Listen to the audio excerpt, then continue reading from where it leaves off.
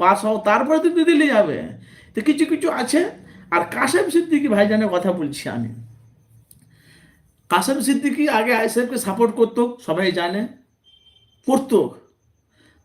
কাসেম সিদ্দিকী আইএসএফকে প্রস্তাব দিয়েছিলেন, প্রস্তাব গ্রহণ করেনি, ওনাকে দায়ী কিছু বলেনি।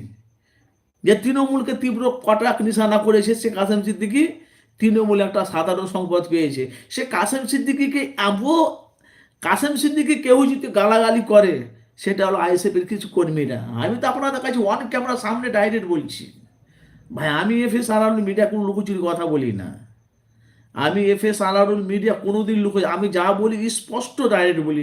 কেন? আমি সাংবাদিক, আমি একটা মিডিয়া, আমার বলার হক আছে, এই জন্য বলছি। কাসেম সিদ্দিকীকে সব কথায় যদি কেউ গালাগালি বলে, গুন্ডা, চোর, তোলাবাজ, হ্যান চ্যান, চিটিক পিটিক, সেটা হলো আইএসএফের কর্মীরা বলে। কিন্তু বামফ্রন্ট সিপিএম আমি দেখেছি, বামফ্রন্ট সিপিএম এভাবে কিন্তু কুরুচিত মন্তব্য করে না। কেন? বামফ্রন্ট সিপিএম মানুষকে কথা বলা শিখিয়েছে। আমার কথাগুলো আপনারা কাটতে পারবেন? কাটতে পারবেন না। আমি যে কথাগুলো বলছি, আমার কথাগুলো কাটতে পারবেন? কাটতে পারবেন না। কেন? আর একটা কথা আমি আপনাদের কাছে বলে দিই, জানি না আপনারা কে কোন দিক থেকে দেখছেন, কিন্তু এই যে কাসেম সিদ্দিকী যে বলছে আমি 28 বছর ধর্মগুরু করেছি, এখন রাজনীতি ময়দানে এসেছি মানুষের সেবা করার জন্য, কাজ করছে তো। অনেক মানুষ বলছে কাসেম সিদ্দিকী কি করলো, করছে তো। আমি আগে জানতাম না, এখন জানতে পারছি, তার কাজগুলো দেখছি তো আমি। আর একটা কথা আমি আপনাদের কাছে বলে দিই, যদি ভাঙরে, যদি তৃণমূলের প্রার্থী যদি কাসেম সিদ্দিকীকে করে ভাঙরে, আমি বলছি হওয়ার সম্ভাবনা আছে। কেন? আবহাওয়া দেখতে পাচ্ছি, আবহাওয়া কিন্তু অন্যদিকে যাচ্ছে, গরম হাওয়া যাচ্ছে, গরম, ঠান্ডা তো, গরম হাওয়া যাচ্ছে। কেন? নওশাদ সিদ্দিকী এমন একটা মানুষ, তার কর্মীর কথা আমি বলতে যাবনি, নওশাদ সিদ্দিকী এমন একটা আদর্শ, তার কথাবার্তা টাই চলন দেখেছি রাস্তাঘাটে, 500টা যদি মানুষ দেখে, মোটামুটি 500 জনাই তাকে ক্যামেরা করে। ভালো করে বুঝবেন কেন?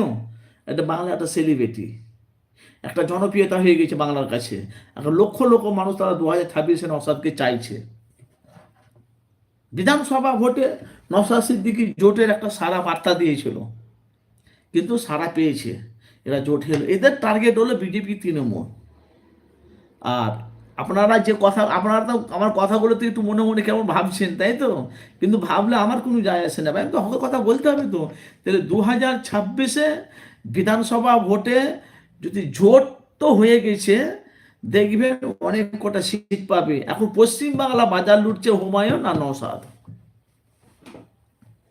মাথা খারাপ হয়ে যাবে, মাথা খারাপ হয়ে যাবে। নওশাদ সিদ্দিকীর এতে এত ভিড় হচ্ছে। সেদিনকে বেলপাড়াতে কাসেম সিদ্দিকী ভাইজান নাজিমুদ্দিন মাদ্রাসায় 5 জন মাথায় পাগড়ি পেল, আমরা ছিলাম। তো কাসেম সিদ্দিকী ভাইজান ঢুকা মাত্রই কয়েক হাজার মানুষ ওখানে জড়ো হয়ে গেছে। কেন জানেন? আরে কাসেম সিদ্দিক তো বাংলা ব্র্যান্ড, উনি তো জলসিদ্ধা এখন জলসহ জিনিসে ছেড়ে দিয়েছে, উনি এখন জলসহ জিনিস দিয়ে কারণে উনি তো রাজনীতি ময়দানে নেমে গেছে না। না, আমি তো আব্বাস নওশাদ, এই তো সোশ্যাল মিডিয়া ভাইরাল হলো, আমি কার প্রশংসা করছি না, আমি সত্যটা আপনাদের কাছে তুলে ধরছি। আব্বাস সিদ্দিকী, নওশাদ সিদ্দিকী তো 5 বছরে সোশ্যাল মিডিয়া ভাইরাল হলো, আর আব্বাস সিদ্দিকী খুব খুব 10 থেকে 12 বছর, 10 থেকে 12 বছর আব্বাস সিদ্দিকী ভাইরাল হলো। আর তার আগে তো কাসেম সিদ্দিকী পশ্চিমবাংলা ভাইরাল হয়ে আছে। তার আমরা বক্তব্য, তার ভিডিও শুনেছি। কাসেম সিদ্দিকী মানুষের 24 পরগনা আশেপাশে এদিকে ওদিকে অনেক মানুষের সেবা যত্ন করেছে, আমার নিজের চোখের দেখা, আমরা দেখেছি। কোনো জায়গায় মানুষ মরে গেছে, হাজার হাজার টাকা দিয়ে তার কাফন দিয়েছি, তার জানাজারে বন্দোবস্ত, খাওয়া দাওয়া, বহুত কিছু কাসেম সিদ্দিকী কাজ করেছে। এখন তৃণমূলে কাসেম সিদ্দিকী গেছে, কাসেম সিদ্দিকী গালাগালি খিস্তি কত রকম তারা ভুলভাল বলছে, সেটা তো কেউ কারণ নয়।